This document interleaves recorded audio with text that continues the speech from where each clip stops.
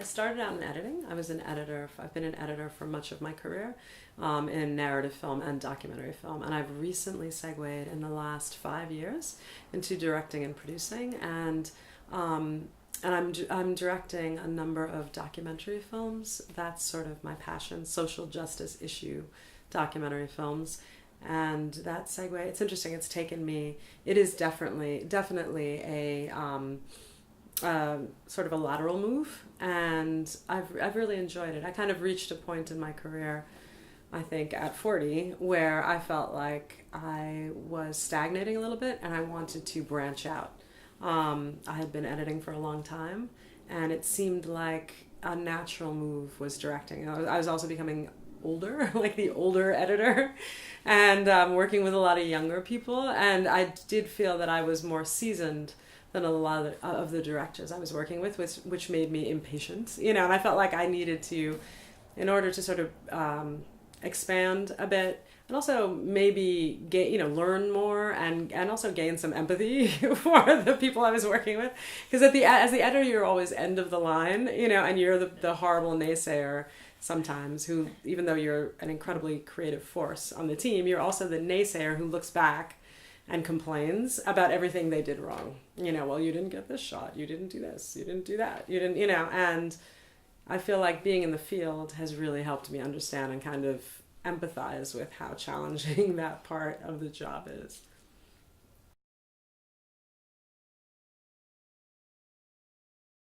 I did feel that I'd wanted to try my hand at being the sort of lead creative on the team, which a director is. Now, I will say filmmaking is incredibly collaborative. And in my experience, the directors that I've worked with, the best directors understand the role of all the key players, and they really value them, and they look to their input to make a great product at the end, and they understand that realizing their vision requires that. So I think I've had incredibly great experiences, being in a collaborative position with a director and a producer and, a cinematographer. But for me, it was the idea of wanting to tell stories the way that, in some ways, to express my own creative vision. But it was also that there were stories that I really felt were not being told, that I wanted to make sure got out there. And a lot of them have to do with people of color and women, and oftentimes women of color, the two intersect. So that was important to me. I think that our voices are often not heard as women of color in media and television and film, and there is a change, there's sort of a movement growing around it, which is really powerful, led by filmmakers like Ava DuVernay, and then there's also Black Lives Matter, and there's so many, and this sort of Oscars So White campaign. There's been a lot of social movement around it, but there's always more work to do. So I felt I wanted to be part of that.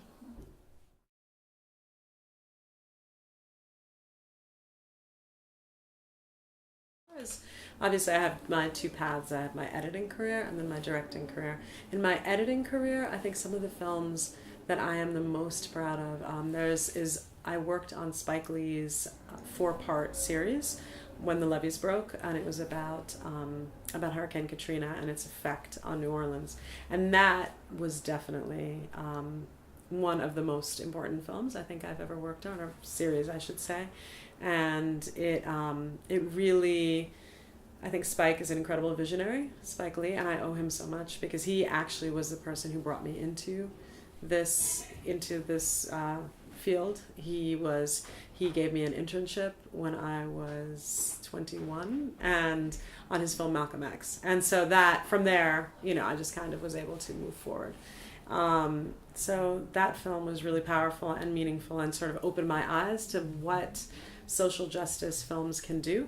And then there's another film I worked on called Budros, which is available on Netflix, which is, if anyone wants to see it. But it was an incredible film about a nonviolent resistance movement in the West Bank, so the occupied territories.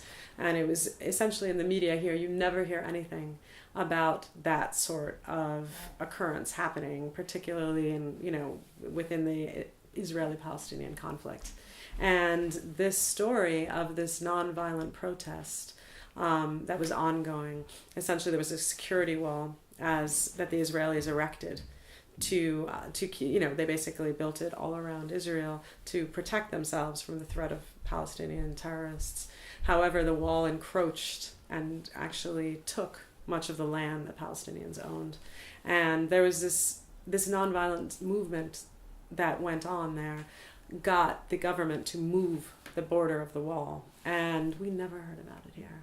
And there's always this question that was brought up, like, where's the Palestinian Martin Luther King? Where's the Palestinian Gandhi? And it's actually happening. But I think this slant of the media chooses oftentimes to demonize and vilify certain groups of people to follow essentially in line, to keep the media in line with the agenda of the U.S., sort of U.S. foreign policies in the Middle East and again with Israel and Palestine. So that was a really amazing experience. It was a film that had a lot of activist footage in it, and it sort of changed my view on things.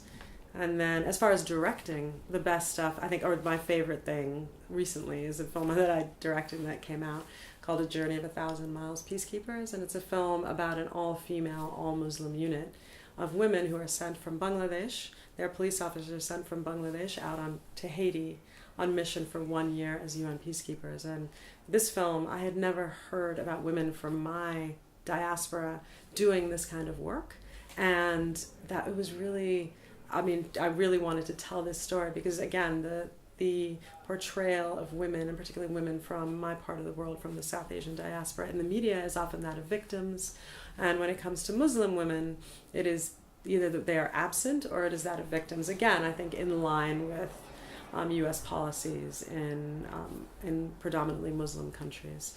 It's sort of a way to justify what the U.S. might be doing over there and the wars that we wage.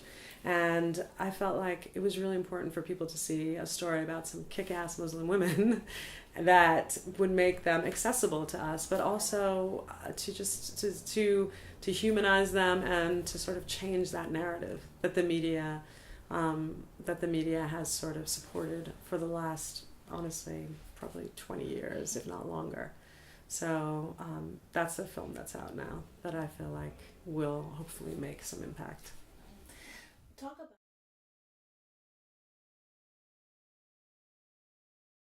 So the first Emmy I won was for When the Levees Broke, and that was my first Emmy, and that was incredibly exciting for us because I had never been before, and it was for me at that time an incredibly glamorous event, and it still is a very glamorous event. But I didn't, to be recognized in that way by community, particularly as social justice filmmakers, I think we often feel that Hollywood pays very little mind to what we are doing or the work we are doing, and to be acknowledged in that way. And I think particularly for, as again, it was a film predominantly about the African American community down there in New Orleans that suffered the most and has been the most sort of marginalized and maligned and neglected and abused. And it was a really powerful thing to have the sort of the dominant community recognize that. So that was great. And the second Emmy I won was for editing a film called By the People, the election of Barack Obama. And that, I have to say, was one of also, it's hard to say a favorite film because I have so many favorite films, but that film also, we followed his first campaign to become president. And so to win for that, right after he had won the election, was so meaningful. I mean, the first Black president, and we were all in love with him. I can't lie. We were all so goofy about him, and he was, and then to sort of have that intimate access to what he had to go through, he and his campaign, and then later to again have Hollywood recognize that was powerful. Again, a story about a Black man who ascended to presidency. It was very gratifying.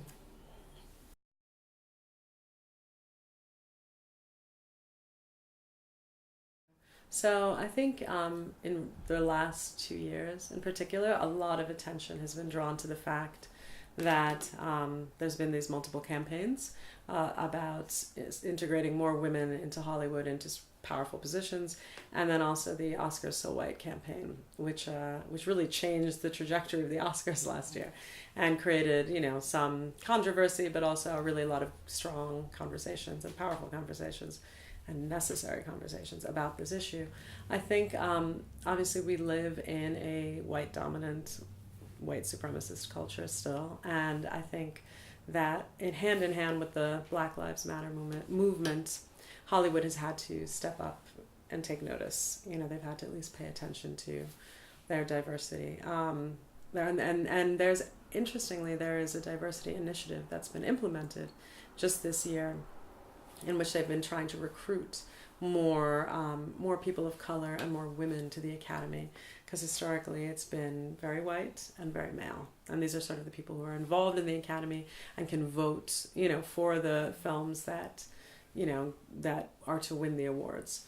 So I feel like, historically Hollywood, like all of our industries, is a white male dominated industry, with white men in positions of power making the decisions about the films that get made, the films that get financing, and the people who play the roles that in our films.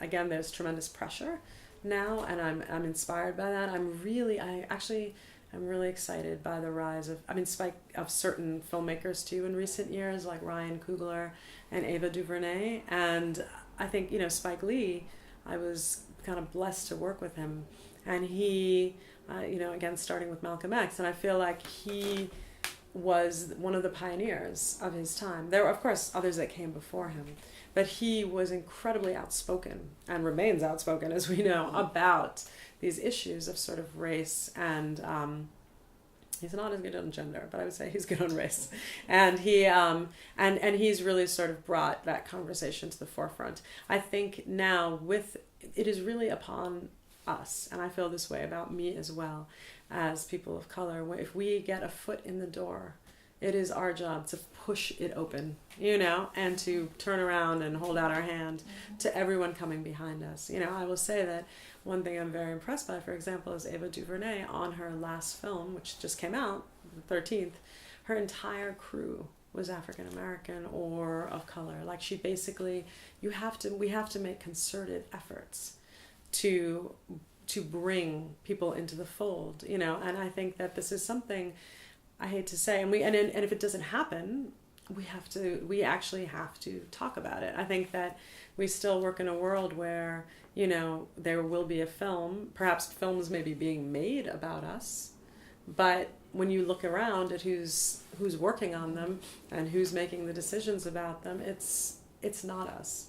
So I think there's, it's an ongoing job to keep that narrative in our own hands, to make sure our stories are being told by us, for us, and with us, with us in positions that matter.